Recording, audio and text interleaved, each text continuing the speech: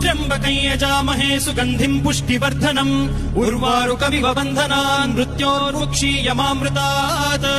यो रुद्रो अग्नव्यो अप्सुय ओषधीषु यो रुद्रो विश्वा भुवना विवेश तस्मै रुद्राय नमो अस्तु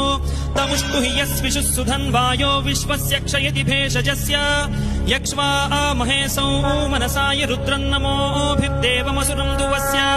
अयं मे हस्तो भगवानयं मे भगवत्तरः अयं मे विश्वभेषजोऽयं शिवाभिमर्शनः